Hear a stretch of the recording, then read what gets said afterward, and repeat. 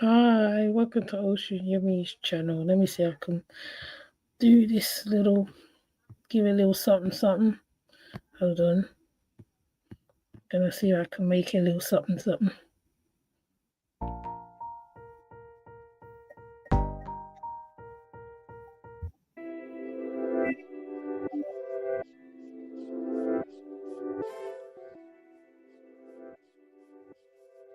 Hi, welcome to Ocean Yummy's channel. So today I'm going to just talk about the breakdown poverty. Well, not even poverty, the change of um what's going on in England. Um I was just having a thought today actually, and I was thinking about how things are changing. Hi, Phoenix. Hi, Passionisa. I was thinking about the breakdown of things that was happening because, as you know, I've been doing a course and it's been very interesting. It's made me think about a lot of things. So the thing that I mostly was interested in was the breakdown in, um, I'll say, people having problems buying school clothes. The fact that how things is done is turned in a way that how people can afford things. As you know, Ringo Vision's been feeding people around different parts of England where there is a higher rate of homelessness. So what I've realized, what I realized, and also what I looked up, is some information where it is to do with gosh, my thoughts hurt me. It's to do with like England and what is going through right now. Because you know we got a new prime minister called Kurt Thingy Sturmer, and he did a lot of cuts. The first cuts he got rid of was the disability benefits, which will give people the chance that they can help their disabled children with learning difficulties, etc. So there was a big uproar about that. Now, what tends to happen is that how the they put the blame in different places. Hold on, let me shut the door.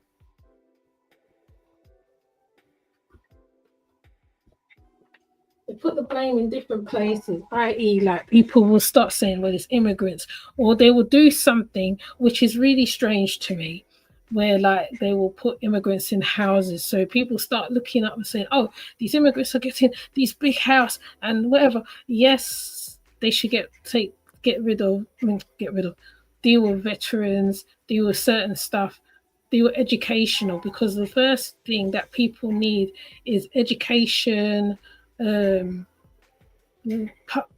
places to live. Um, People need to be taken care of who's vulnerable.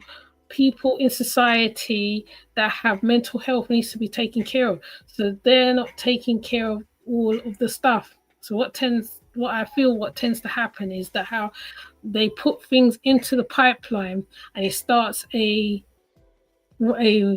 a domino effect, right?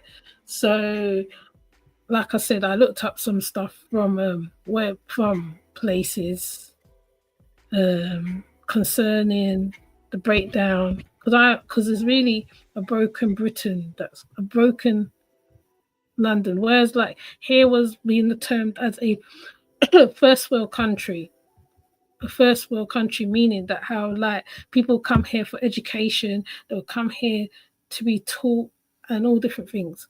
So um hold on, let me see. I could find the information I looked up earlier. Let me see. The classism. I think classism is one of it. Classism is the problem. Is part of the problem of poverty. Let me see. It's doing craziness now. Then the poverty. Hold on. Can't spell today. Poverty.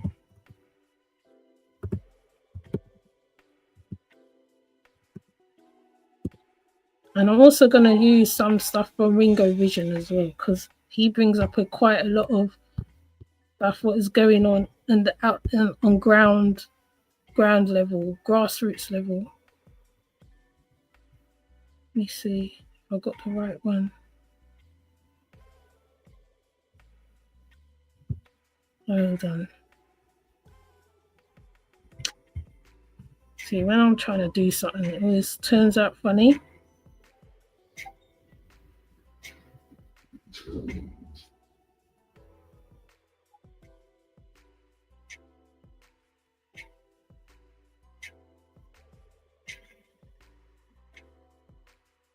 So what I'm going to do is play this little bit. Hold on.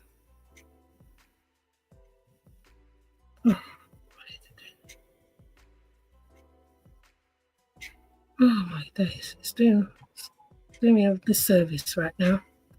Okay, let's see if we can find our information another way.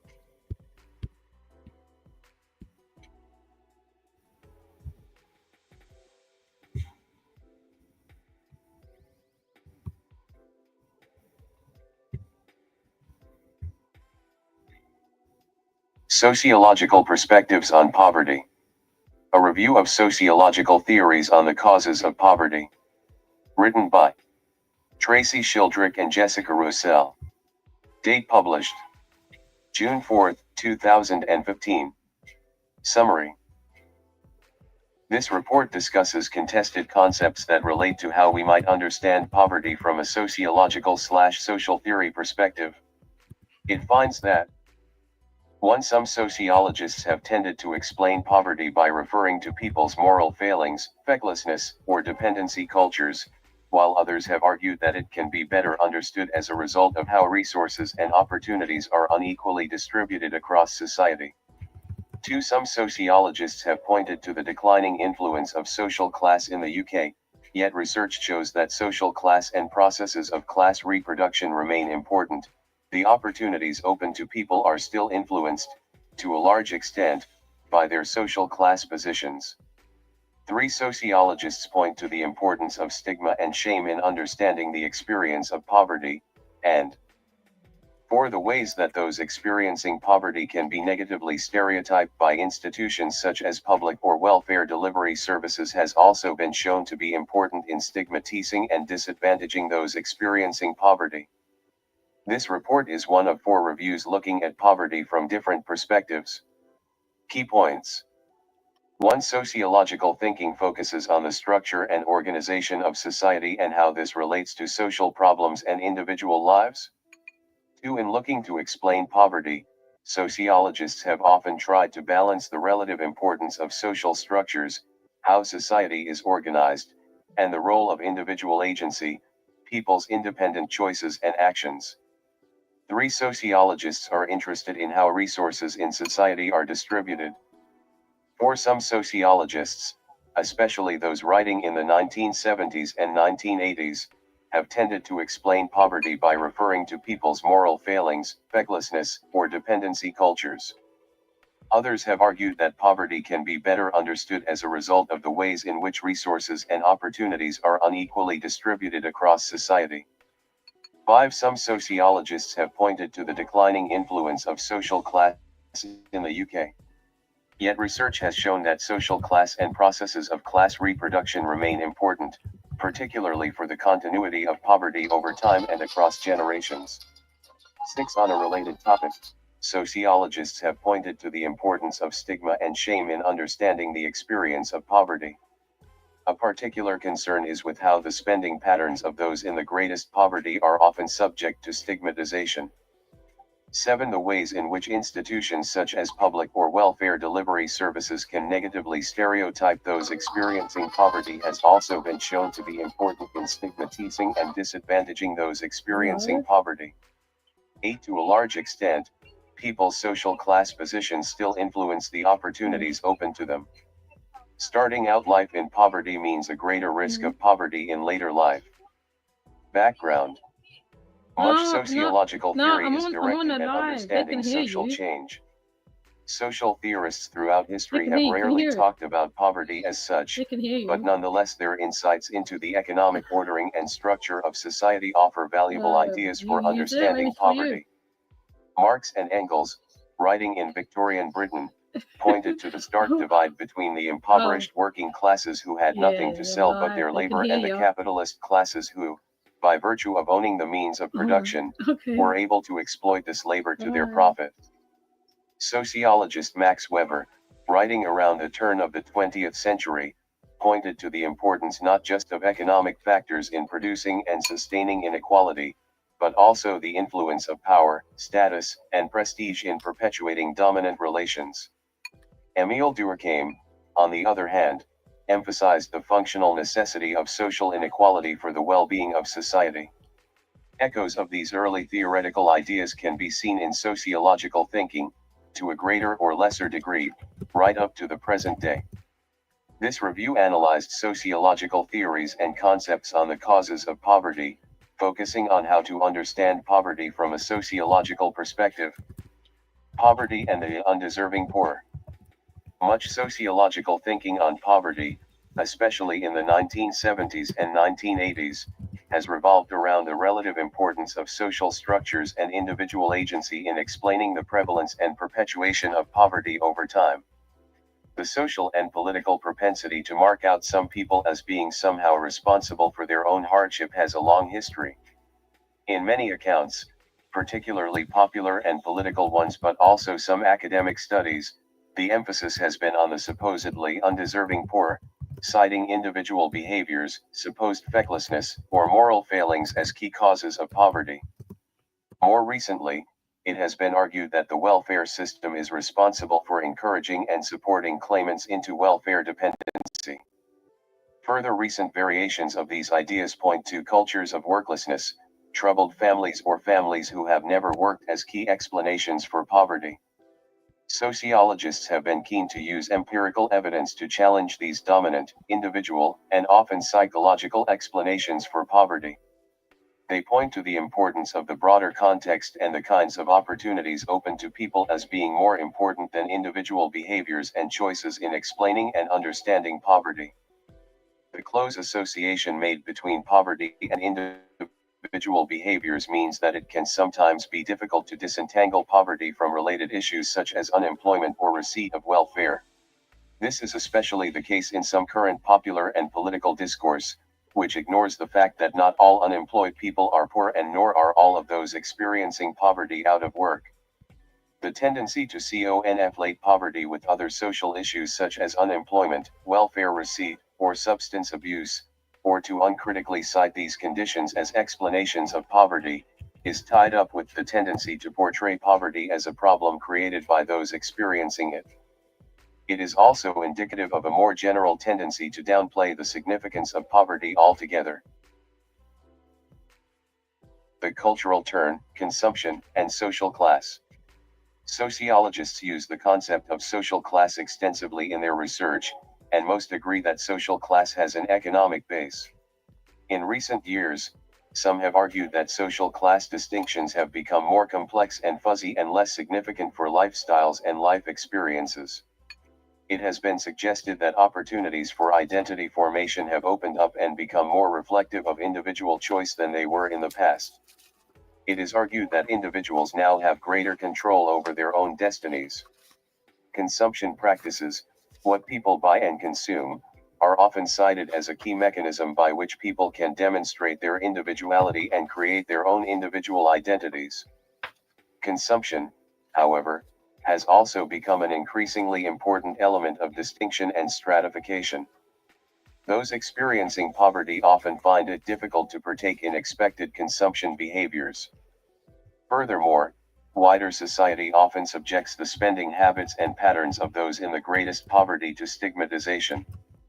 So, while access to consumption might seem to open up opportunities for people to construct their lifestyles and identities in ways reflecting their own individual preferences and choices, it can also reinforce and support social class divisions and distinctions. Furthermore, social class positioning continues to be an important influence on many, if not all, aspects of people's lives, including educational attainment, jobs, and leisure activities. Poverty, stigma, and shame. Poverty and material deprivation are important drivers of stigma and shame. The depiction of those in poverty as the other often occurs through the use of particular language, labels and images about what it means to be in poverty. These processes take place at different levels and in different sections of society. Those working in welfare sectors, for example, might negatively, and mostly mistakenly, point to individual character traits and behavior when explaining the key reasons for unemployment. This is a process of negatively stereotyping those who are disadvantaged. While these labels are often applied from the top down, towards those experiencing poverty by those who are not, people in poverty can also buy into and perpetuate such stereotypes and stigmatization. This is the consequence of the pressure those in poverty face to disassociate themselves from the stigma and shame associated with poverty. Capitalism and the changing labor market. For a long time, successive governments have lauded work as the best route out of poverty. Yet the changing face of the labor market and work itself means that employment is no longer a guaranteed passport away from poverty, if indeed it ever was. In the current context, working conditions for many have worsened, public sector jobs have rapidly declined, unemployment and underemployment have been increasing, and low-paid and part-time work have proliferated. Low-paid work, or poor work as it is sometimes referred to, is now an integral and growing aspect of the contemporary labor market. It is a particular problem for those countries which have followed an economy based on aggressive free market principles. As a result, in-work poverty is an increasingly important explanation for contemporary poverty. Now, the reason why they call it in-work poverty, a person could be working the majority of hours. They're paying for their rent, they're paying the gas, they're paying the electricity, they're paying all the other stuff, and then it still doesn't come too much. So next thing they got to do, they got to work like 2-3 jobs or whatever. Now, I think that the government really has a lot to do with half of what's going on with that, because like people really before, when you be working, you'll be better off. Then they give you a little bit on the top, and that would add to the extra, and then you'll still be able to do your job and still be able to still live kind of okay. But now because of inflation, changes in stuff, where like here particularly, certain things have changed where like they're not linked to the EU, they're not it's not the same government, it's the Labour government. Some people say that Labour is good, and some people say that Labour is not so good. Whereas like now, like what we're seeing now, like they're taking away the necessities for the ones who is in need.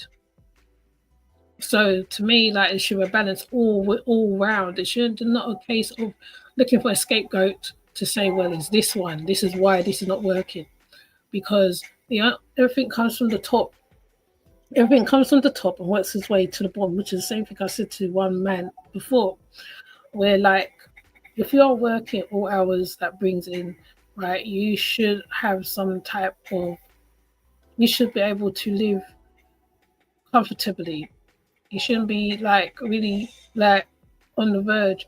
Sometimes it's down to how the situation of like rent going up. Like over in America, there is an inflation over food inflation, all types of inflation. That's why I would say that how they start doing something. Really, everybody should be covered. The vulnerable should be okay. Education should be okay. People working should be okay. The homelessness, that like they shouldn't be doing stuff for people who's homeless, right? And as Ringo Vision showed, there is a need for a lot of stuff, right? On basis, meaning that how there's places where people, there used to be such things called as warm spaces, like in the winter they go sit in like spaces like libraries, lounges, different places. They were called warm, I forgot what they called as the name for it, right? There'll be places where mothers can go, where people, women who's going through DV, isolation, all different things, where like they can go there and they can go to centres. There'll be places where youngsters, which a lot of that has been pulled back, where they can go to youth clubs, where they can go to centres, they can learn certain stuff. Even if they come out of crime, they will be able to go to these centres and they will learn how not to go into that. So they'll teach them something, right? So apprenticeship is one, and there's other ways too. There's also apprenticeship for older people, but like most things, they take away all that. So then people look for people to blame. Like, you know what I mean? Like immigration is the biggest one right now, I feel, where they are saying, well, like the immigrants are getting better houses, this, that, therefore I'm getting this and they're getting that.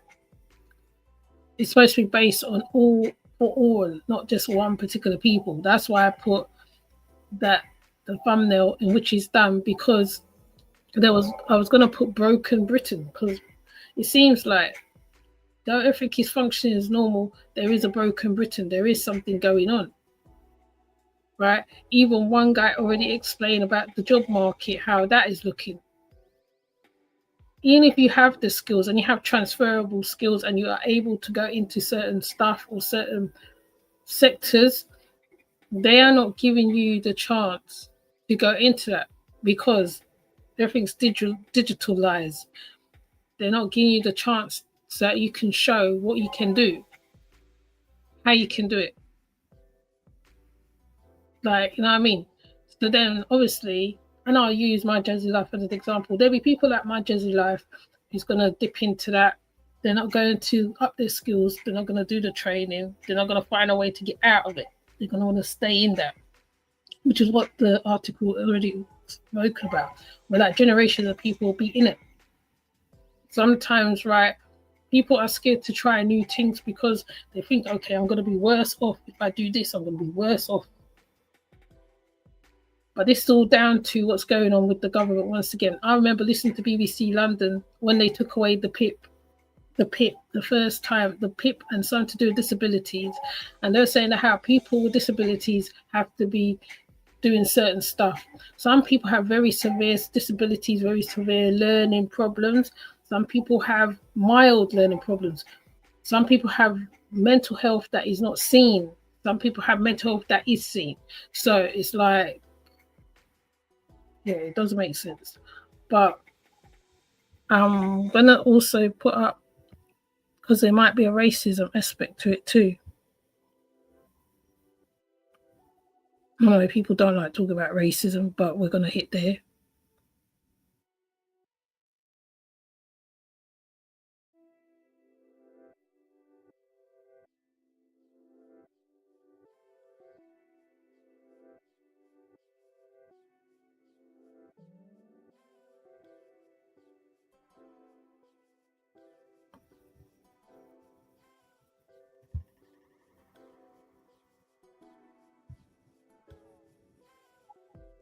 Right, so like this, for instance. Save the Children. 4.3 million children in poverty are being failed. The UK government needs to wake up. Responding to the households below average income figures, Megan Meek O'Connor, Senior Child Poverty Policy Advisor at Save the Children UK, said, "Today 4.3 million children are being failed. It is an outrage that 100,000 more children are in poverty. They are being forgotten. These shocking figures should be an urgent wake-up call to all of us, especially the UK government. We cannot go on like this. There is no reason children should be going without food, eating, toys, or beds.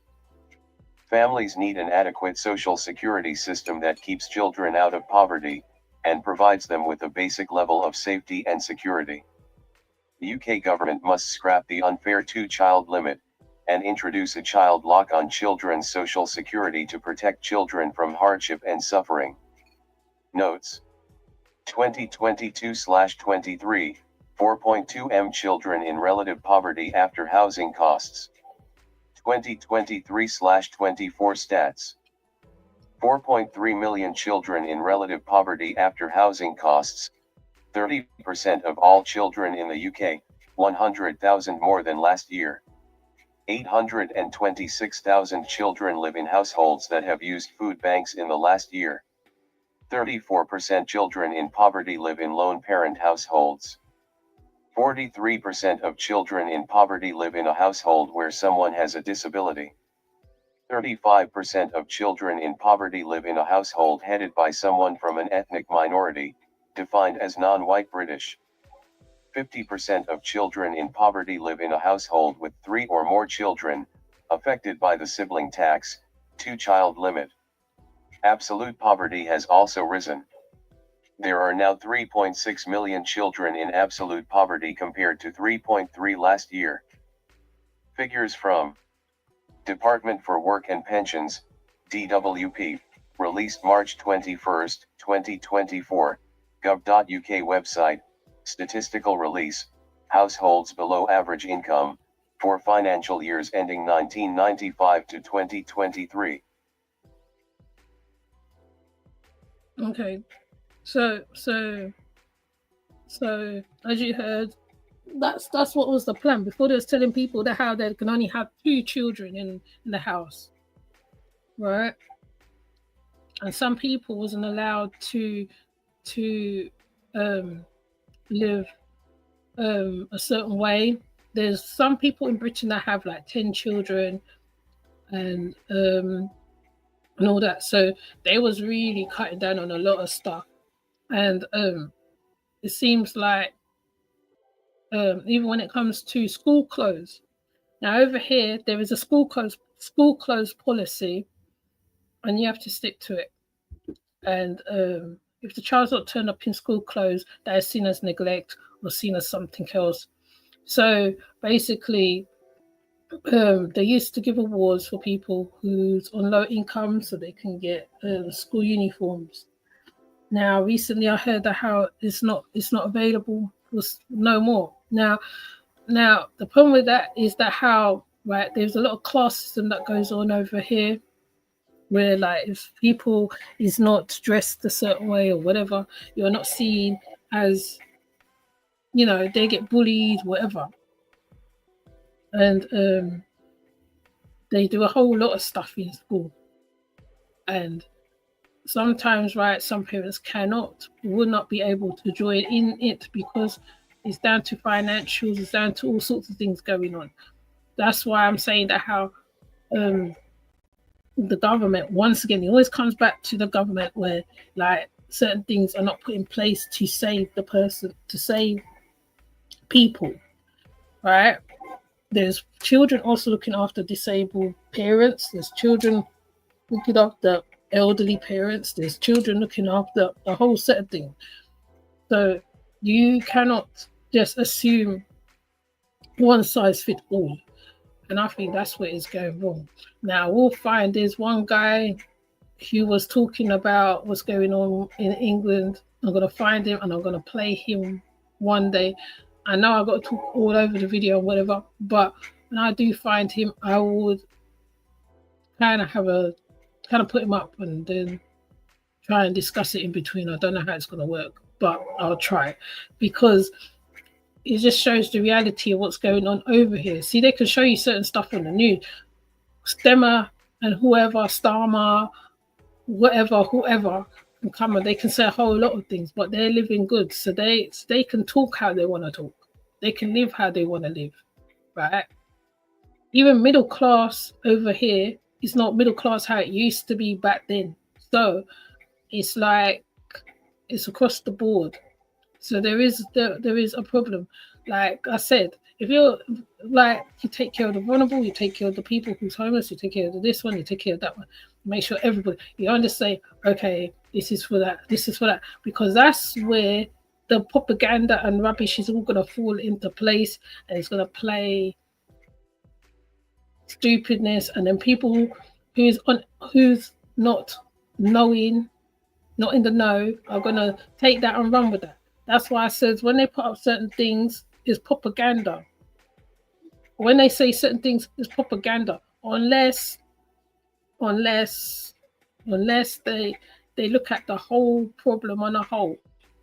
Right? If you're gonna deal with certain people, you might as well make sure you deal with the education, the vulnerable, the elderly, this one, that one. Because when the pandemic was around, there was a whole heap of hoopla. They were all playing silly buggers out here. And we all know that because we've seen it. We've seen it play out. Those who's from the UK, we've seen it play out. So I'm just saying, I'm just having this little conversation, supposed the kind of thing, because I just was thinking about it and I just thought that makes perfect sense. They always start something. It's like they start something. They throw a pebble into the ocean. It starts a rippling problem. See, so like most parents was going to food banks. Most parents was going to this. Most parents was going to that. Most parents was going to this. Some people are not able to access certain stuff. Some people was in the cold. They had a choice between eating or being cold. So some people would choose the eating before heating their house. So, anyways, I'm not gonna go on. I'm gonna leave it right there. Okay. So, if you know what I'm talking about, because I know some people don't know what I'm talking about, because I normally talk like because everybody understands what I'm talking about, but that is the side of the thing, right? The government will start something. They will take away some stuff that is very essential to people. Yes, some people take the mickey with it. Yes, some people do take the right PISS with it. But there's ones who really need it. There's the vulnerable people who really, really, really need it. And they don't see it because the people who's taking all of it, taking advantage of the thing, the people, I'll say the people, the other people get left behind. And it's not really fair. At this point, it's not fair. Right? There are many skilled people over here, but it's whether they want to give people jobs or help people who need the help. And it is also down to color as well. I'm going to throw that in. It's down to color as well. So let's not get blinded and sidetracked and whatever. It's down to that. It's down to area where you live. It's down to all that. It's just very much, what you call it? It's propaganda. Basically, it's propaganda. Okay. So with that said, I'm going to leave it right there. I'm not even going to go in more because I feel like I don't want to be researching while I'm on here, right? Because it's just crazy. It just doesn't make sense. Now, like I said, remember I spoke about Ringo Vision, who's doing his work, trying to feed how many people, who's homeless and all sorts of things that's going on. I'm going to play a little bit of Ringo Vision.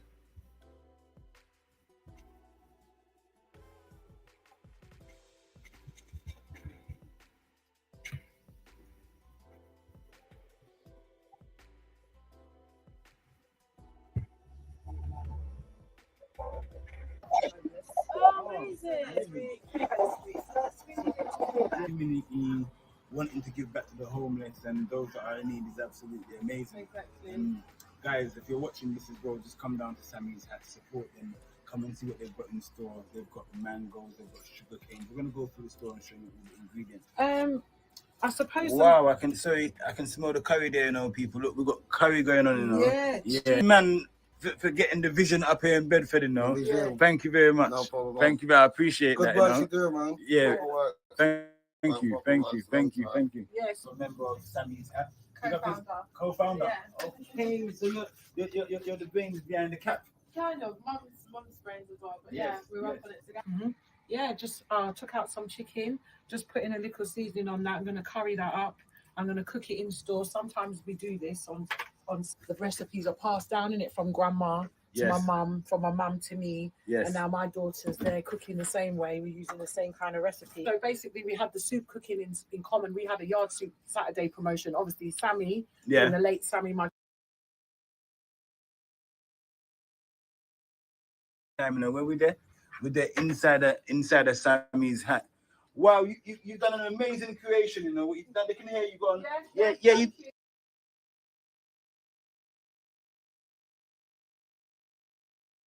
Studies at university, and we're seeing this building, and it's local to our house, and we're like, oh, like, I'm not sure, what could we do here? Yeah. And I was like, I don't know, like, what could we do here? Like, do you know what we need? We need an African Caribbean shop. And then boom, Sammy's hat come about. Sammy's hat. Yeah, you know, there was a little lady, and she used to run a grocery store down the other side of the street, and she, bless her, used to try and get him yams, sweet potato, and all the root vegetables that we used to need. But since she passed away and her store had closed, we were no longer able to get any of those things. So here comes something up. And with a little bit extra. Yeah, exactly. Like Everything plus more. All the essentials that you need, groceries, you know, Caribbean hair products. You know, when you run out of shampoo, it's so annoying. You can't just go and buy the one from the corner shop. There's special hair care and things. Now, as you see, right, this is in Bradford, part of England, where homeless is there's homelessness is everywhere at a high rate, right? So Ringo, which I always talk about, Ringo Vision, is going around and he's trying to help people. There was many people who's doing these type of work to help people in poverty, right? Looking at all different walks of life, you hear their stories, you get to know who they are. There's one man that he spoke to, the man, I think he was a playwright or something, and he was talking about his situation, how he came to end up on the streets, right? There's so many different stories that Ringo has come in place of. That's why even Ringo himself went to the mayor of Croydon to talk about homelessness and how it can be sorted, how it can be resolved. I don't think he got a feedback on it. See, so this is what I'm saying. It always starts from the top. And then even if you do go to the mayor, you go to the PM, the whoever's in the area, right? Sometimes it's not guaranteed that how they're going to do things. Like me, how I'm talking now. Now, I know, right, we know there is a solution to certain problems, right? And we know it all starts from the top. And we know that sometimes it's down to either racism, it's down to the class, the working man, the working class man, the middle class man, and then there's at the top one, the one who's at the top. So when you hear her talking about even West Indian food, there is even something for that, right? Because like they're not looking at the bigger picture. They don't live where we live, right? They live in like 10 Downing Street. They live in whatever. They're probably living abroad or whatever. So when they come and they're making these rules or whatever, even if they're in Parliament, right? Because the other day there was a lady, she was talking in Parliament about the Send and different things, and they was talking about how there was a breakdown in education with the children who's in Send and children who's got learning difficulties, disabilities, and all that. They haven't even sorted out even I think they did talk about homelessness and certain stuff, but then they start putting in stuff that restricts the people more, right? So you see how he's out here now. Now, I can't remember how long back I did a video where that he had to fight, but he can literally feed people who are homeless. Obviously, there's charities and there's this ones and there's that ones.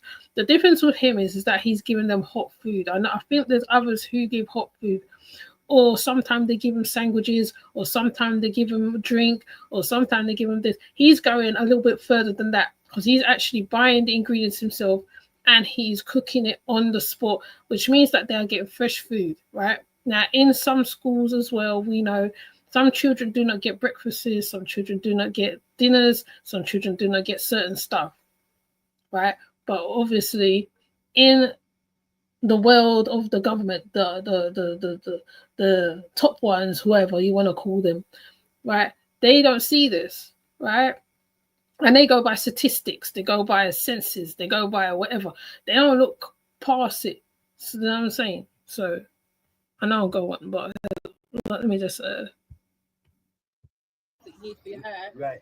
So we made sure that we've got that because it's Actually, I want to show him Yeah. Benton feeding has the like the main people. college in the town centre. So when we go, I want to show him feeding the people. So he's come from the shop and he's cooking the food, and he's gonna feed the people that is Right homeless now, there. yeah, man, it's a good vibe so far.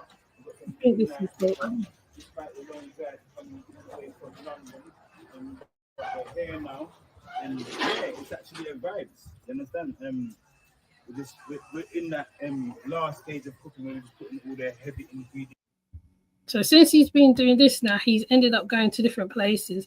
I don't know whether he's going to do schools or he's going to look a bit further beyond whatever, because there is a need. There's a need, right? There's a need.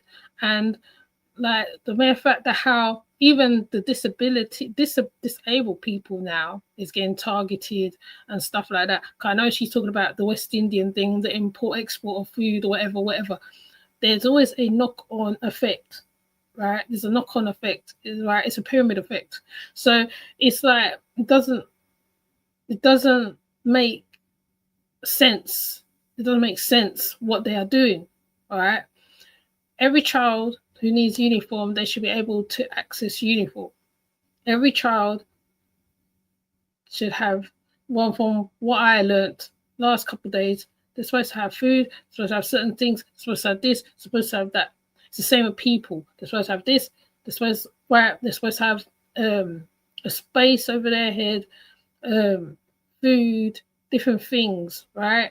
And all this is just changing. England is changing on a whole. Yes, when you go down to places like Buckingham Palace, you ain't gonna see that. But apparently, around there, some part of Buckingham Palace, I think it was it Buckingham Palace? I can't remember. Somebody went down somewhere, and there was tents all along the side of the back of one back road. The guy just happened to turn around one back road, you see a whole lot of tents, right? So it's like it's like they know there is a solution, but they never will sort it. They instead they add on to the problem. They add on to the problem. You add on to the problem. You add on to the problem. Of course, people is going to look for someone to blame. Oh, these immigrants are coming in, taking our jobs and all that. I swear my grandmother must have went through that when she came over here. Oh, they're taking away our this or that. It's just crazy. But then, in fact, that how right there is a problem, there's a need. There's people, there's workers in the country, but it's whether or not right you're going to tap into them. That's another thing. Are you going to tap into the people that's able to work, that's able-bodied and ready to work and ready to put in, to feed into the economy? Or are you just going to play with people? Because that is what it seems like. That's why like people find it hard to clothe their children, find it hard to do certain things, find it hard for this, find it hard for that. That's why I said it's a case of I forgot what the word was, where like they do something and then there is an effect. So that's what they're doing. And it's like, it's not fair. You can't be doing them things there, right? Children's got to grow up. Like the future children has got to grow up and they got to work and do certain stuff. If they're not being fed and they're not being clothed and they're not being certain things, how do you expect them to live? Now, one time there was a documentary that showed a young boy living in a temporary accommodation with his mother, right? He's living in temporary accommodation, right? He should have had a place that he can live comfortably. He has his own room, she has her own room, where, you know what I mean? It's just like,